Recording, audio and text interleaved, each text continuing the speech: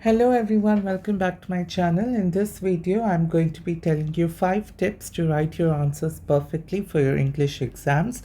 This video is aimed at students who are learning the CBSE curriculum. I am quite aware about the CBSE's pattern of questioning, so I'm not sure if these tips will be useful for those who are learning other curricula, but for the CBSE students for the senior school, these tips will be perfect, and I think if you follow these tips, you will not lose marks for your English answers. Now, in the CBSE curriculum, the question paper is ideally divided into 3 sections. One is reading, the second one is writing, and the third one is literature. And of course, if you are in grades 9, 10, or 11, the writing section would also have certain grammar questions in it. But for grade 12, there is no grammar in the syllabus. Now, this video, these tips, what I'm going to tell you is mainly for the literature section, because that is where you need to write your answers perfectly. For the writing section also, you can follow these tips. However, the fourth tip is mainly for the literature section. But I think other than that, for the writing section, the other tips may be useful for you. And for the comprehension, mainly it's just based on the passage that you have been given. So there's not much that you can create and write in the comprehension part. So now let's begin with the video. So let's start with tip number 1. Now, your tip 1 is to have a proper introductory sentence and conclude the answer with a quote or a meaningful thought. Now, often I have seen answers of my friends and also my own answers where I have forgotten to, start off very well. I have just jumped into my answer without giving a proper introduction. Now, you don't need to give an entire paragraph for the introduction. It can just be 1 or 2 sentences, which is, it can be very general.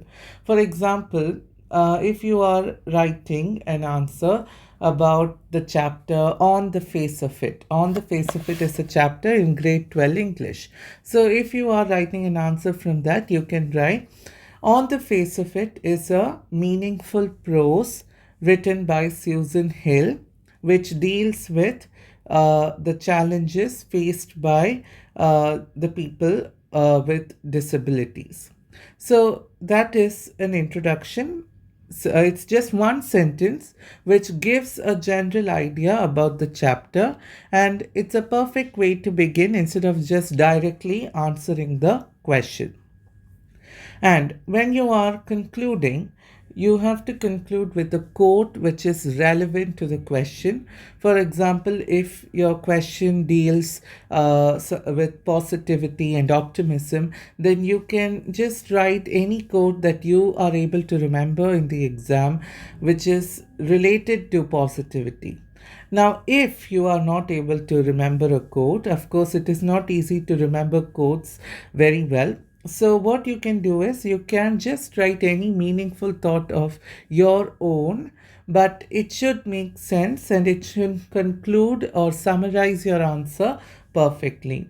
So, let's say if the theme of the question is positivity, so you can just write any sentence about positivity and it should conclude. So you can, for example, you can just say, to conclude, positivity is a very important trait that every person in life should possess.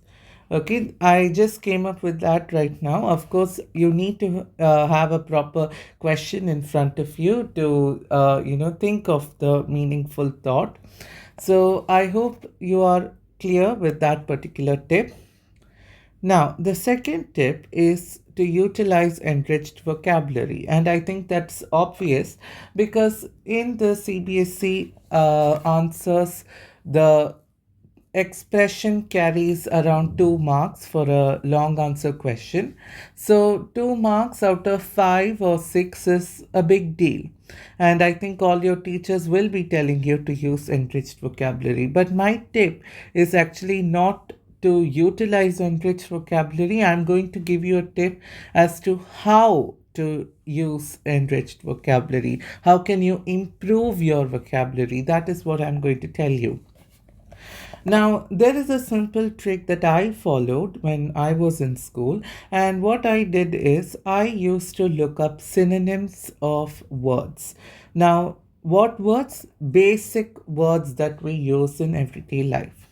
Now, for example, I'm going to tell you a very simple word that is happy. Now, I just want you to tell me what is the meaning of the word ebullient. So, ebullient sounds very sophisticated, and you might think it's some word which has a very complicated meaning. But actually, ebullient also means happy. Even the words exuberant, elated, delighted, and so on mean happy.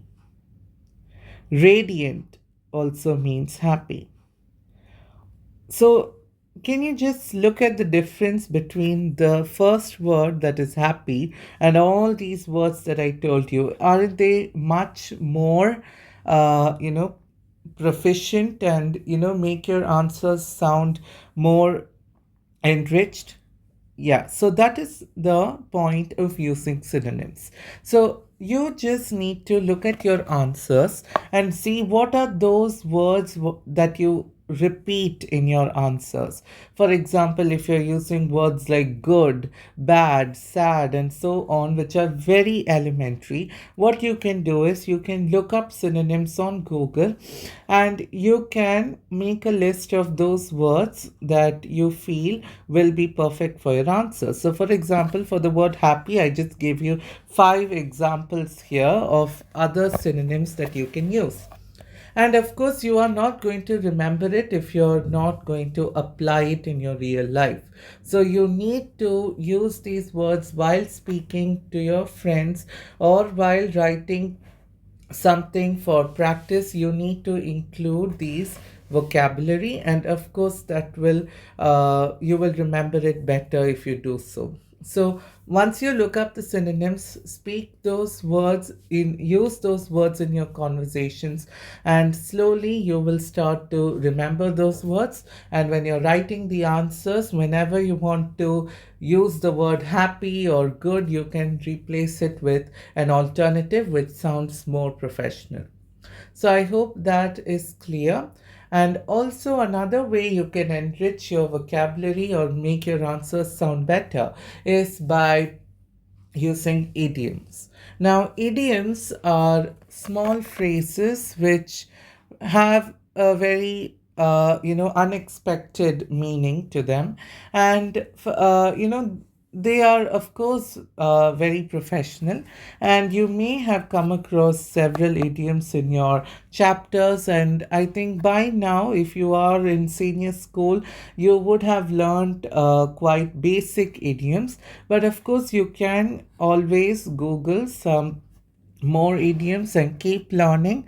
And of course you need to apply it, you need to use it in your conversations, then you will be able to remember it. So for example, for the word happy, instead, if you don't want to use an adjective, you can use an idiom. So instead of saying I am happy, you can say I'm over the moon, or you can say I'm on cloud 9. So you just need to learn idioms. You have to look up idioms and you have to keep using them, and you will slowly start to remember them. I will be making a video shortly. I mean, not very shortly. Maybe in a month or so, I will make a video where I will teach you a bunch of idioms, and I think that will be useful for you, all the CBSE students, and also for the grade 9 students. You may be writing your asset exam or some other international benchmarking test. And I think those kinds of idioms will certainly be useful for your English questions. So I hope that's clear. Now let's move on to tip number 3. Now, tip number 3 is explicate your perspectives succinctly. Now, what do I mean by that? Basically, it means you need to explain your thoughts and opinions in a very clear manner. Often, what you are trying to convey to the examiner or teacher may not be very clear in your words. So, you may try to convey a thought, but you may not be able to word it out perfectly.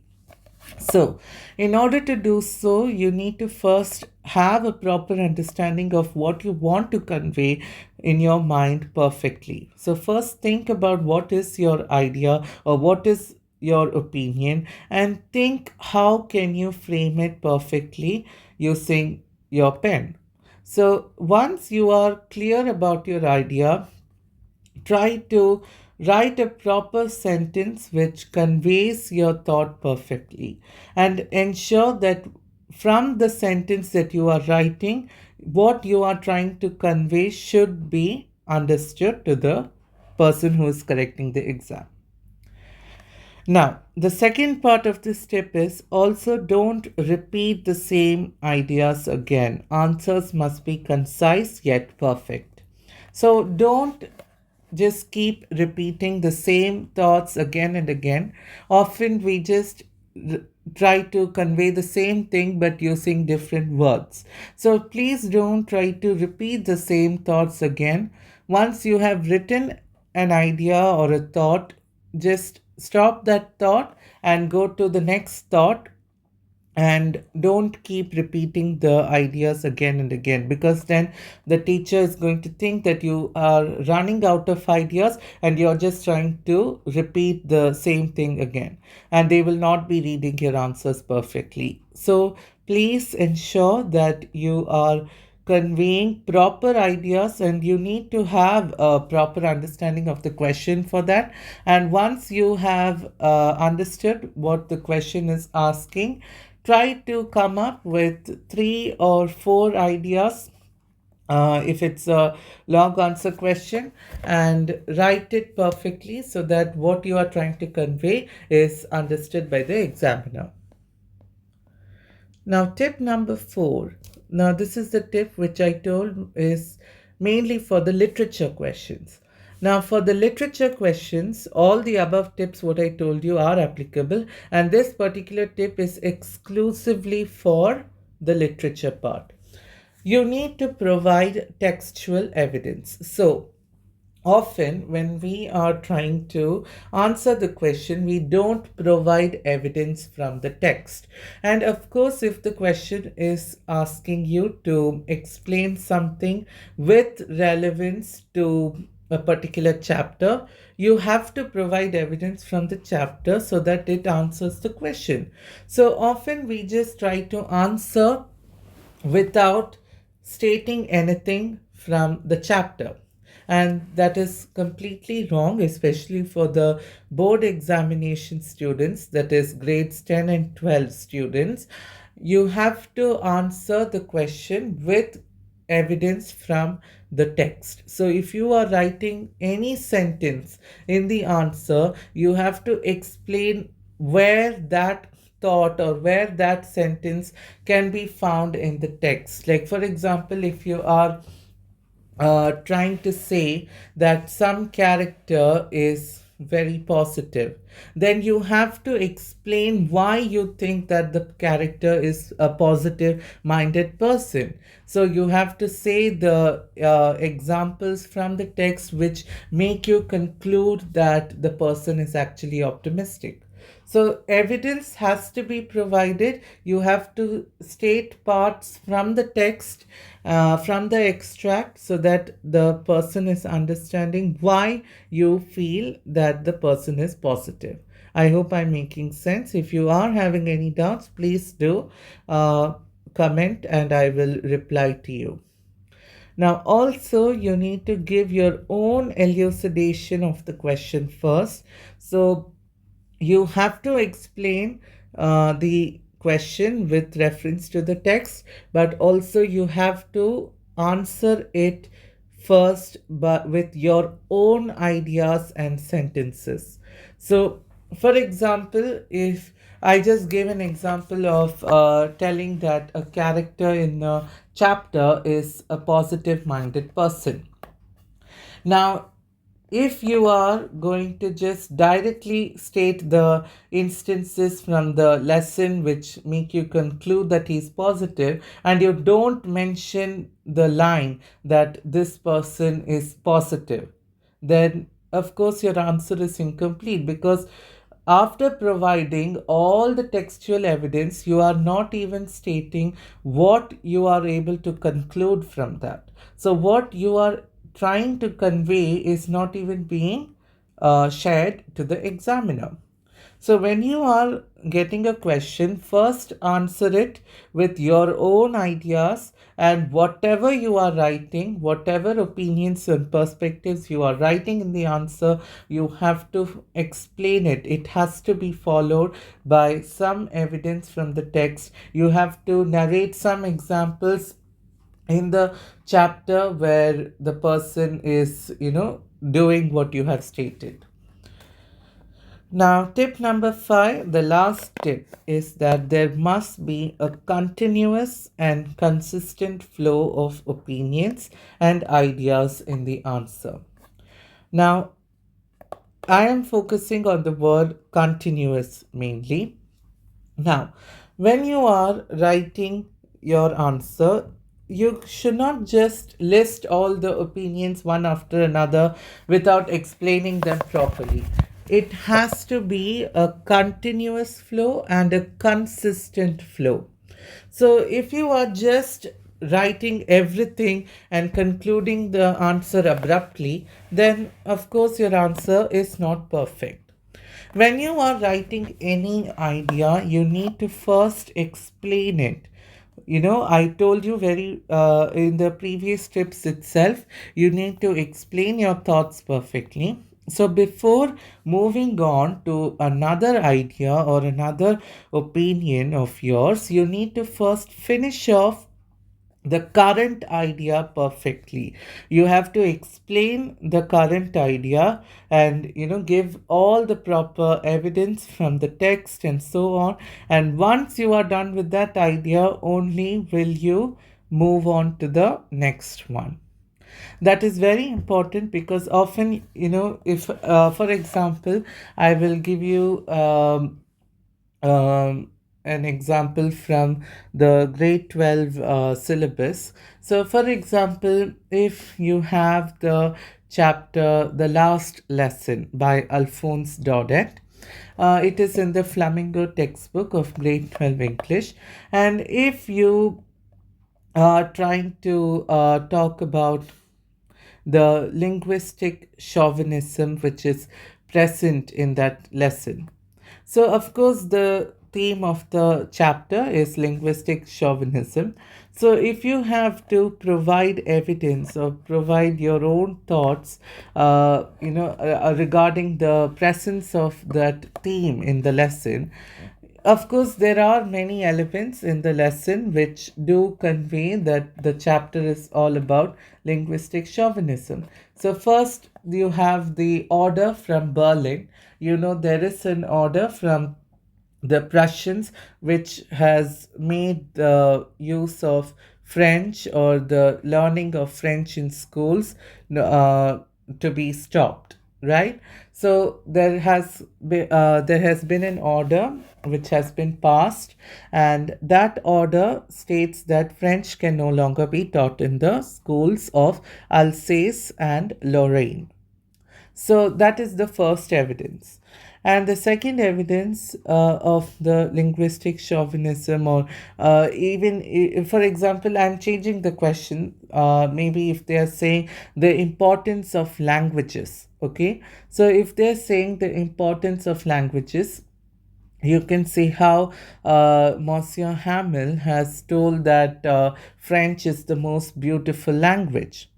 Now, if you are trying to explain that, you first need to tell why is a language beautiful. You need to first explain that. So, what makes a language beautiful? Language is used to communicate and it unites a group of people. And if you are able to speak a language in common, then you can, of course, communication is very easy. And you can, if you are going to a place where there is no one who speaks your language, then of course you can be united through your communication, because you are the only people who can speak that language.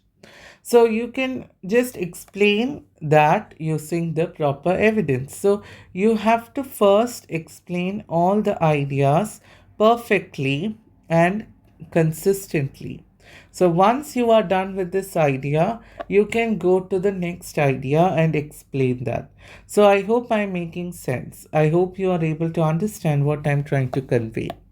So I will give you a proper example, but I am not able to recollect anything from the CBSE right now. So I will just think of an example which is not related to the CBSE curriculum, but it explains this tip. So, for example, you are aware of the book Matilda, and there has even been a movie. So let's say they are asking you to explain the qualities of the protagonist, that is Matilda. So you can first say Matilda is an inquisitive girl, because you are aware that she did have special abilities, and she was very keen on learning new things. And of course she is quite optimistic, and of course even her family did not value her presence very much, and she had a principal, Mrs. Trunchbull, who was not the most amiable person. So you can say that she was quite optimistic despite, her surroundings being very negative. She was quite optimistic, and she did believe in her abilities. And of course, she did have a friendly teacher who encouraged her, but still, she was able to live life in a very positive manner, and she was quite confident and courageous. So, if you have to explain these, you have to provide evidence from the text, of course, but you should not, go and write everything at one shot. You need to first write one idea and explain it, and then only will you move on to the next one. So, if I'm saying that Matilda is inquisitive, I need to first finish off that idea perfectly. I need to first explain why I think Matilda is inquisitive. And once I explain why I think Matilda is inquisitive, I need to provide evidence from the text. And then only I will go to the next thought, that is, Matilda is a positive minded person. And then I will explain why I think so. So I will say, because of the her family and her school environment being very pessimistic, she was still able to move ahead and live life in a bold and courageous manner. So I need to explain that idea. And then I will go to the next idea, and so on. So I hope that is clear. This is tip number 5. So I hope these 5 tips are clear to you. And if you have any doubts regarding any of the tips, please do feel free to write your doubt in the answer. And if you want me to upload a video where I will be explaining a list of idioms, then please do like the video and comment that you would like to see that idioms video. I will try to record that as soon as possible. And also I do have the rest of the parts of salt analysis left, and also the functions video for the grade 12 math students left. So I will be uploading those soon. So stay tuned, and if you liked this video, please give it a thumbs up and share it with your friends. Thank you everyone. Have a great day.